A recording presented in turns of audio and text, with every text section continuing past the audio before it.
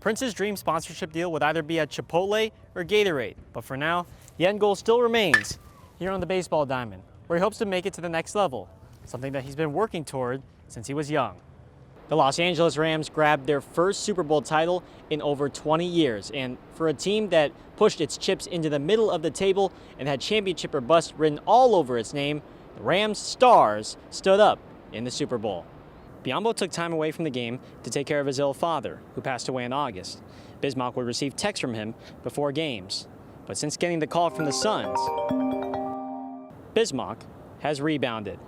Was it worth the broken bat for the RBI? Oh, it felt so good when the ball went over the shortstop's head. The Los Angeles Rams playing in their second Super Bowl in 4 seasons, and there are plenty of guys from that 2018-19 NFC champion team like Aaron Donald, Cooper Kupp, and Andrew Whitworth, as well as guys that weren't on that team, like Super Bowl champions Von Miller and Sony Michel, who know what it takes and know what to expect from Super Bowl Sunday. And for the Rams, they're hoping that type of veteran leadership and experience will pay off on Sunday. And speaking of dream video game covers, wait a sec. Oh, that's me on the cover of MLB The Show. Thanks again to the Sportscasters Talent Agency of America. It's rated E for everyone. It's coming to a store near you.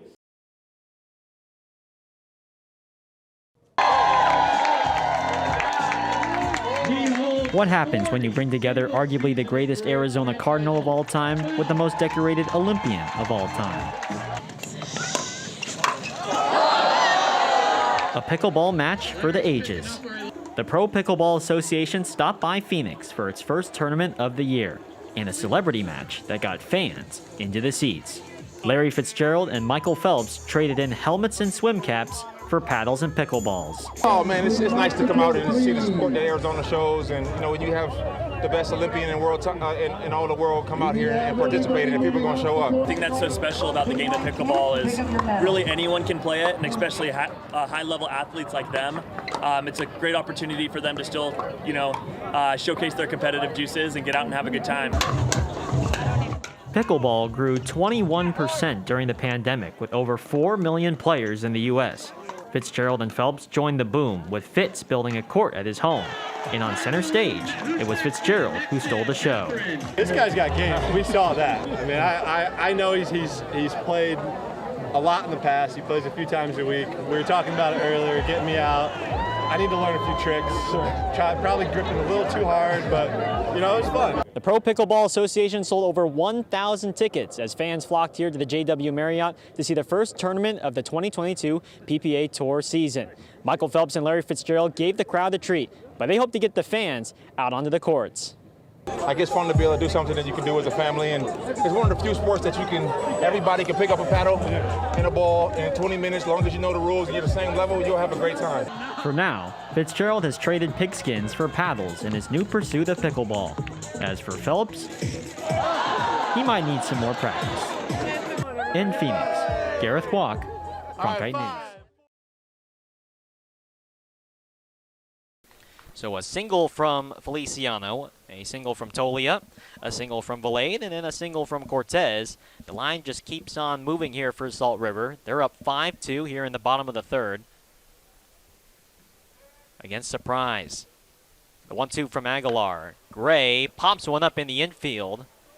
Infield fly rule in effect over in the first base line. Halfway up the line and making a catch is the first baseman Chaparro. Runners stay put. And that's a big first out for Clay Aguilar, and a non-productive out off the bat of Joe Gray. And so one down, second and first for Ezekiel Tovar. Tovar more known for his glove than his bat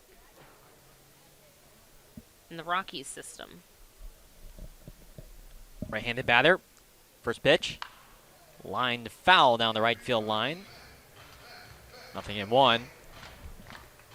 Right now here at Salt River Fields, the entire first base side of the bleachers is engulfed in shade, which I'm sure the fans are enjoying. Meanwhile, the third base side is still pretty exposed to the sun. There are a couple of sunbathers out there as Tovar swing and a miss on the 0-1. He got a foul tip, actually, as indicated by the home plate umpire, Jonathan Parra. So it's now 0-2. Let's just say the shade has maybe a few more fans than the the people out there in the sun.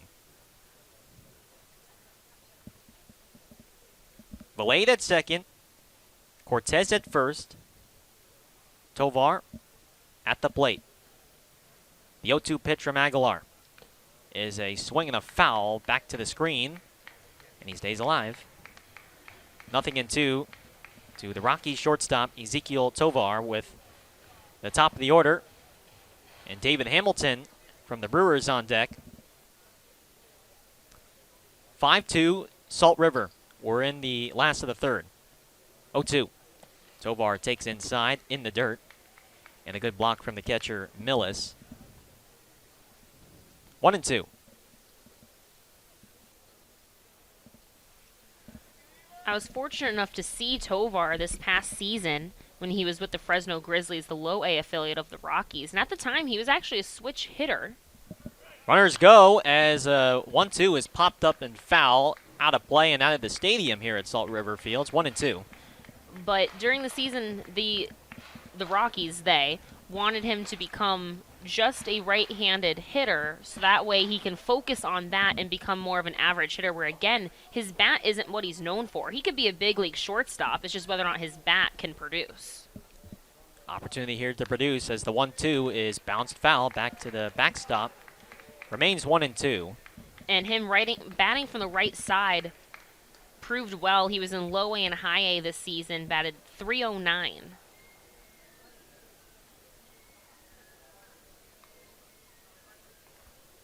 An international free agent signing. 1-2. In the dirt. Watch out. He has to back himself off the plate to avoid getting hit by that pitch that missed badly inside. 2-2.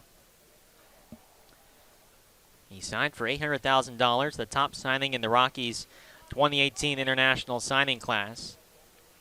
He's built some muscle. And he's trying to deliver here with runners on second and first and one down. 2-2. Tovar laces one deep to left center field. Dunham going back, trying to shade the sun. It is gone! A 3-run home run for Ezekiel Tovar. And Salt River has broken this thing open here. They now have 5 runs in this third. It's 8-2 Raptors here in the last of the third.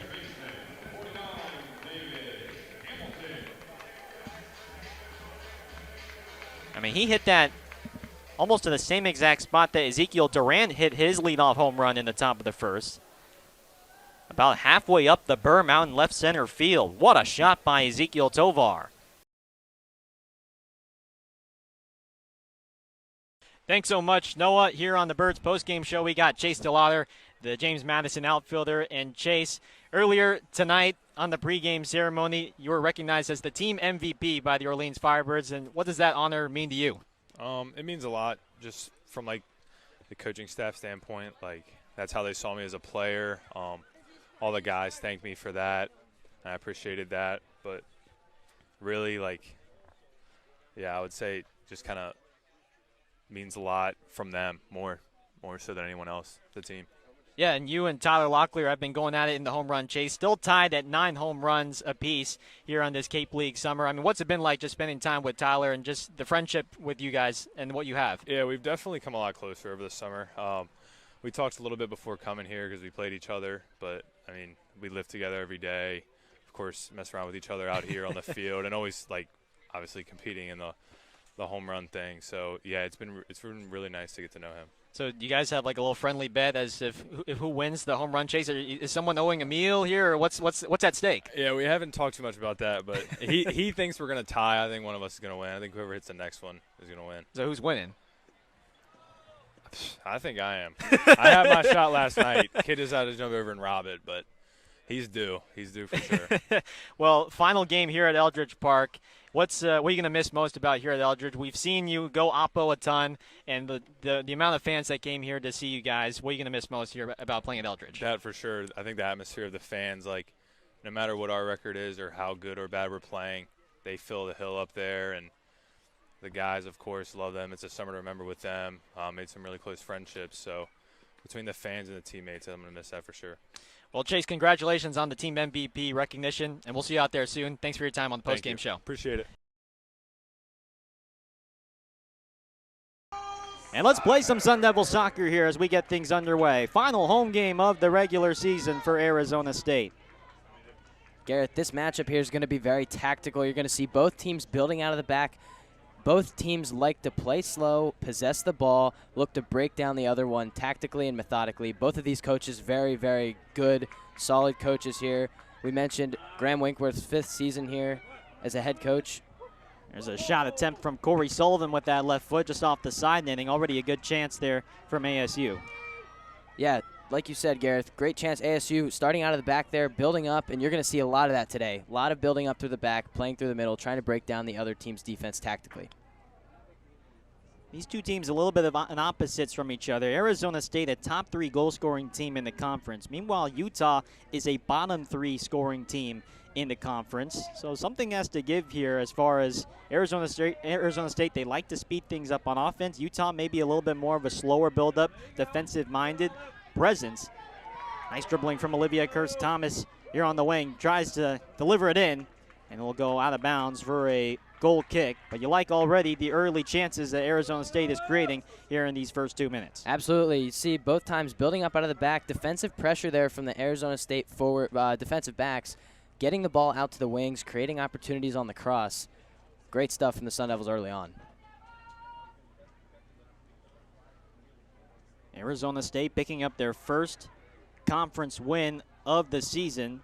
Their first win since September 17th. It snapped a 8-game winless streak for the Sun Devils, and the record, I think, just doesn't reflect the performance and the effort ASU has performed throughout the season. 5 of the 6 conference losses have been decided by just 1 goal. They've all been real close ones that have come down to the wire.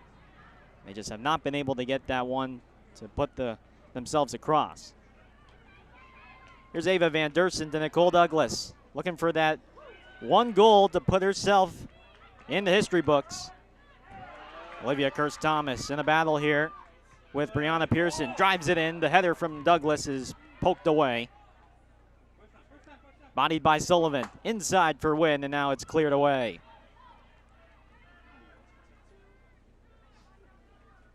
Lucy Johnson. And that one is snuffed out by Ali Schinko, the junior midfielder from Baden-Württemberg, Germany, for the Utes. Johnson just trying to draw the corner, and she'll do just that. First corner for the Sun Devils on this Sunday. Happy Halloween from our production crew here at ASU Streaming Networks to you. And glad you can join us. Final home game of this regular season for the Sun Devil soccer team. Plenty of people in the box. Lucy Johnson will deliver this in. She'll take it short to Douglas. Back heel to Johnson. Cross is deflected, back to Douglas. Douglas left foot, parried away, and the rebound is in. It's a goal for Arizona State, less than 4 minutes in. And Olivia Kirst-Thomas is right there for the tap-in. 1-0, Arizona State. That's textbook play right there from the Sun Devils. They get a set-piece opportunity. You want to capitalize on those. You might not get very many this game, and the Sun Devils do just that. 1-for-1 today on set pieces with a wonderful play. They play it short. Douglas gets a rebound there. She puts it. Goalie has a nice save, but Kirst-Thomas is there to clean things up at the PK spot, and it pays off for the Sun Devils as they have the early lead here, 1-0. The graduate Olivia Kirst-Thomas, the local from Phoenix, Arizona, went to Desert Vista High School, picks up her 4th goal on the season. How about that moment for her and her family on senior day? 1-0 ASU, less than 5 minutes into this one.